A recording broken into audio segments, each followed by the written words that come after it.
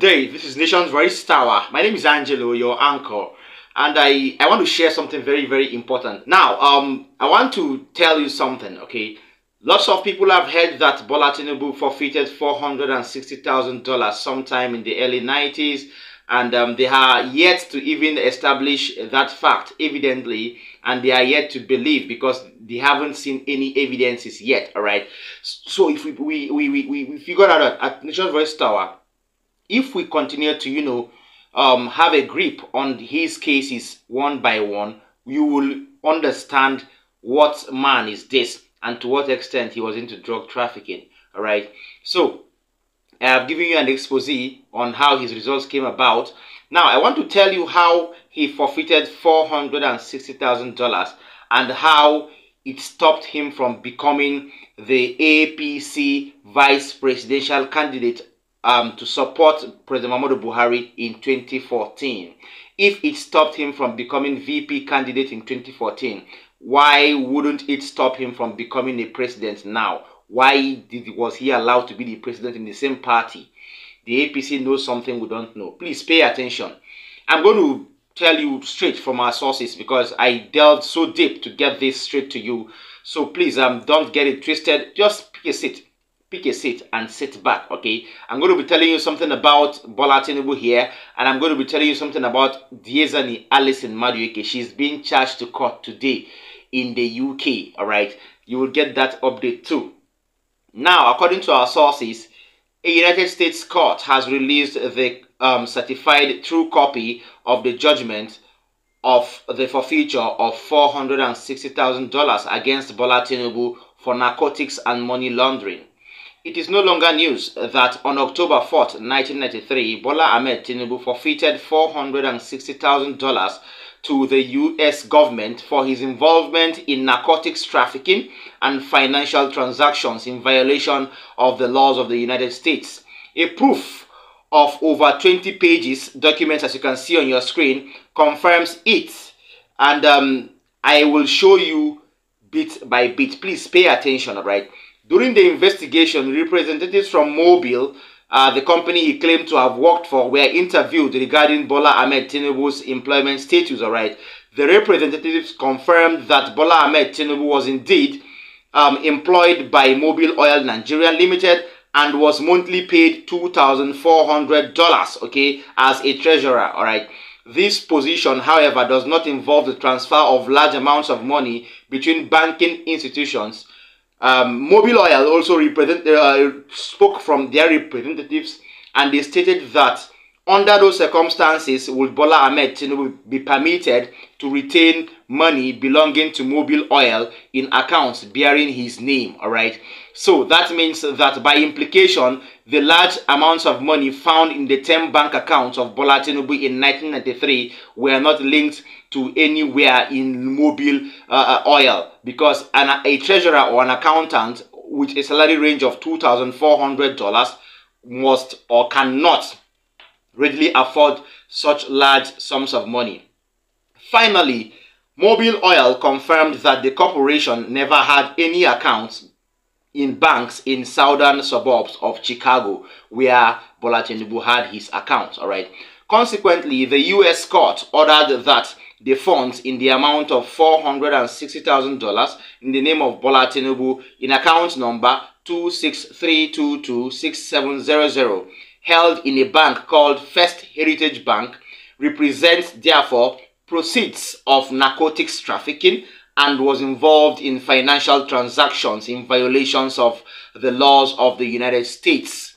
The courts also ordered the First Heritage Bank to issue a check in the amount of $460,000 payable by the Federal Reserve Bank of Chicago and be forfeited to the government of the United States. The court, in the order given on October 4th, 1993, said the drug deal, specifically in heroin terms, involved Bola Ahmed Tinubu, surprisingly, his wife Oluremi Tinubu, and 3 of his family members. The accounts from which the funds were seized, aside the First Heritage Bank account, includes: first, the City International Bank with account number 394833134. City International Bank still with account number 394833396. City International Bank still with account number 4650279566. City International Bank with account number 00400 City International Bank with account number 399366404. City International Bank with account number 399366383. All right, and still the same bank with account number 52050/89451952. All right, still City International Bank with account number 52050/89451953. 10 different bank accounts belonging to Bola Ahmed Tinibu from 2 different banks, Heritage Bank, First Heritage Bank and City International Bank respectively. Who does that? What treasurer in any company would have 10 bank accounts with over $460,000 in some of them and money ranging to $1.2 million in some of them? Furthermore, in 2014, this case stopped, of course, I told you, this case stopped Bola Ahmed Tinibu from emerging as vice presidential candidate for the APC. Please pay attention because I'm delving into a part in this expose where you will need to pay attention, all right? In 2014, the case stopped Bola Ahmed Tinibu from emerging as vice presidential candidate for the APC candidate then, President Muhammadu Buhari. It was opposed by the APC top guns, including Abubakar Bukola Saraki then, and Rotimi Chibuike Amechi, amongst others. All right, yes. So the case then was all about, aside the forfeiture in the US, there was a case in the APC sector or in the APC, amongst APC partisans, all right. After Tinibu came back to Nigeria, became a governor and all that, he decided to, try to vie for vice presidentship under President Muhammadu Buhari in 2014, all right.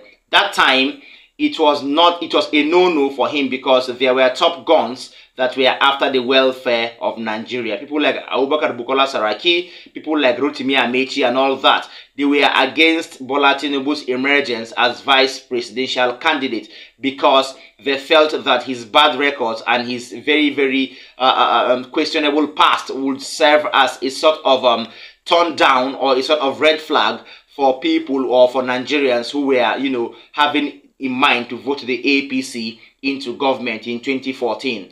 Tinibu did not actually retort to this because he had no plea, because everybody in the APC was actually against him emerging as the vice president. But they were not against him supporting financially the presidential candidate, President Muhammadu Buhari then. Let me give you the secret that made him coin the term and the statement, "Emi Lokan," which means it is my turn.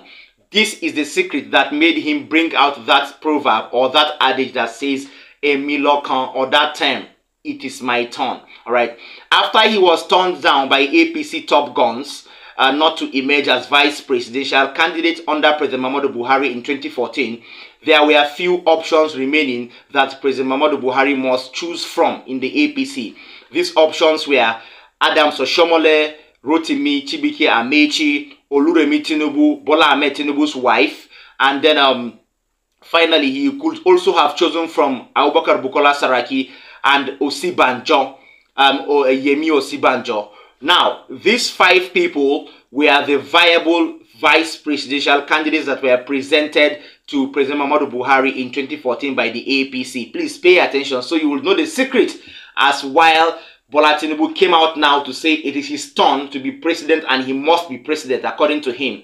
Hence the reason why he gave the statement, "Emi Lokan," in Yoruba, meaning it is my turn. Now, after he was turned down, President Muhammadu Buhari was to choose from these 5 people, and he had no option than to choose because Rotimi Amechi and Abubakar Bukola Saraki were matching Tinubu money for money in the APC. All right, President Muhammadu Buhari had only 2 options to choose who were both close allies of Tinubu. President Muhammadu Buhari had to choose from Oluremi Tinibu as vice president or Yemi Osibanjo as vice president. These 2 people are very, very close allies, and they are, you know, from the bosom of Bola Ahmed Tinibu. Of course, his wife is from his bosom, and if you don't know, Yemi Osinbajo is very, very loyal to Bola Ahmed Tinibu. So, hence the reason why he laughed at them and withdrew, because he threatened them that if they don't pick from one of his allies, he would not support APC and President Muhammadu Buhari financially. Now, far away in the PDP during the primaries, Atiku Abubakar, who came up from the People's Democratic Party then, was, having a rain of money on delegates. Money that were ranging to the sum of $3,000 each to each delegate, all right? Now, it was only Asiwaju Bola Ahmed Tinubu that could match Atiku money for money back in the APC. And that was why they held on to him and kept to their own side of the bargain by calling on any of his allies between Remi Tinubu and Yemi Osinbajo. Of course, Yemi Osinbajo took the nod, all right, for the 2015 elections that would come up sometime that year, the next year, all right. Now, while he had the, the zeal and enthusiasm to support APC, was because his ally or his very close crony, Yemi Osinbajo, was chosen as VP, all right. In that manner, Bola Ahmed Tinubu had to share a whooping sum of $5,000 to APC governors for support, surpassing Atiku's $3,000 in that year. All right. So all these things happened, and that was how it became very, very evident. The same thing happened in 2019, and during the elections, sometime in 2018, 2019, the same thing happened, and Asiwaju Bola Ahmed Tinubu supported the APC again, and this time around, President Muhammadu Buhari came back for the second term. All right. Now, all said and done, he did all these things with his money, his cash, financially, and all that. So he told them that in the next election year, he is going to run for president, and whether they like it or not, he was going to win it.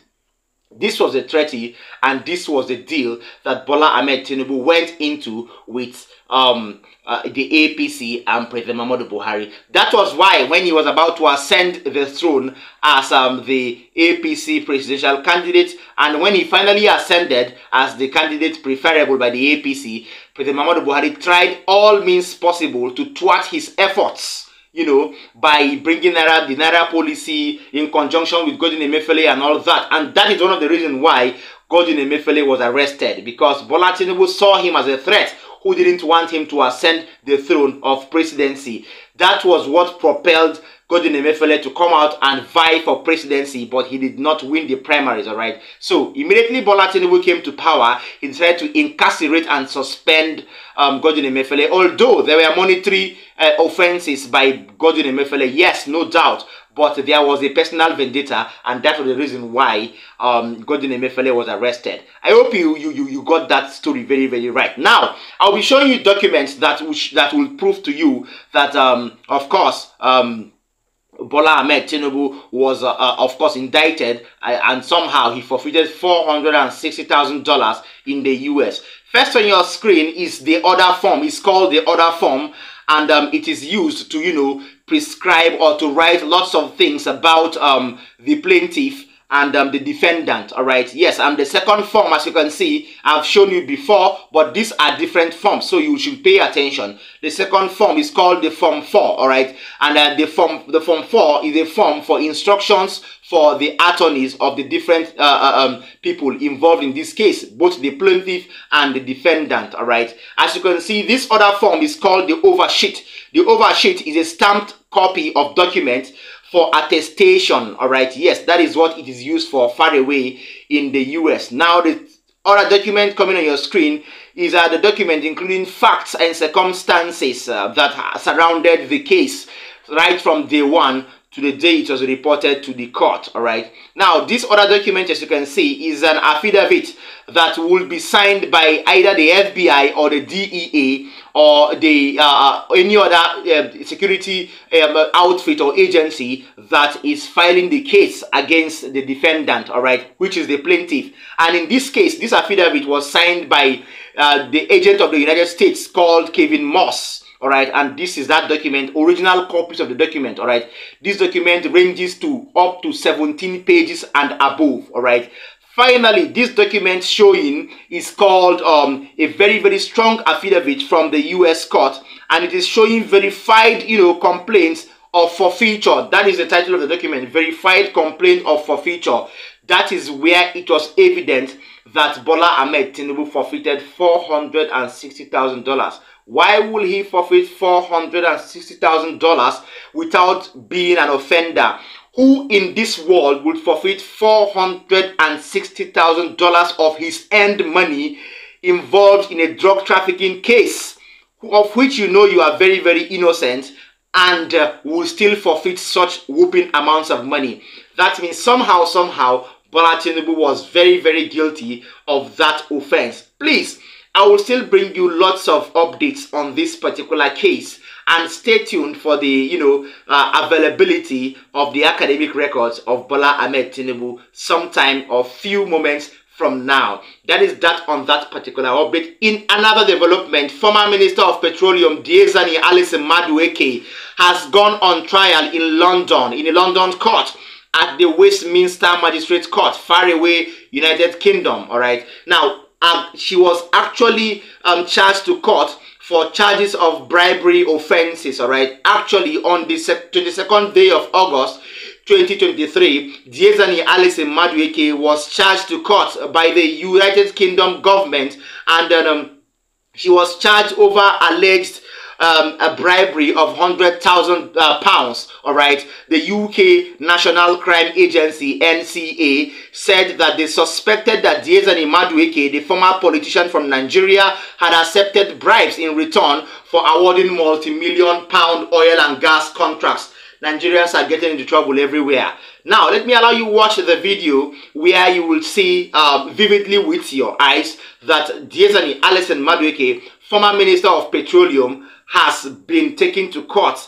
And this video is so sad, but I would like you to watch it so you'll have a grip on first-hand information. Stay tuned. More details after the break. She was once one of Africa's most prominent politicians, a former president of the global oil cartel OPEC, the first female to hold the post. Today's London court appearance by Alison Madueke follows years of investigations by Britain's National Crime Agency and Nigeria's Anti-Graft Commission, the EFCC. A Nigerian court has already recovered $21 million from bank accounts Alison Madueke held in Nigeria, and both the EFCC and the US Department of Justice have seized properties worth almost $100 million, allegedly purchased with the proceeds of corruption. Evidence in this case is expected to shed further light on alleged corrupt practices endemic to Nigeria's oil industry over a period of 5 years. At the crux of this case, Britain's National Crime Agency alleges Alison Madueke accepted bribes during her time as Minister for Petroleum Resources in exchange for awarding multi-million-dollar oil and gas contracts. Prosecutors will allege she accepted at least $120,000 in cash, access to multiple London homes, luxury holidays and private flights. The allegations also say she accepted goods from high-end stores like Cartier and Louis Vuitton. The 63-year-old has been on bail since she was arrested in London in Okay, all said and done. She has been taken to court, and we would wait for, the outcome of the court case. Yes, that court is not in Nigeria, so there wouldn't be any foul play from the judiciary. I am very, very sorry for Diezani Alison Madueke. This case has lingered for a very, very long while now, and I'm sorry she has to move from grace to grass. Thank you so much for staying with us. I hope you enjoyed our updates together. From my table, I would like to call it quits here, but before I say so, I would love to urge our viewers, please like our videos, share them. Don't forget to drop a comment for us in the comment section, because these comments make us go viral. When you give reviews like this, YouTube makes our work, go very, very viral, all right? And finally, if you're watching me for the first time, do well to tap the subscribe button as well as the notification bell so that you get to have first-hand information anytime I drop one. See you next time. Bye.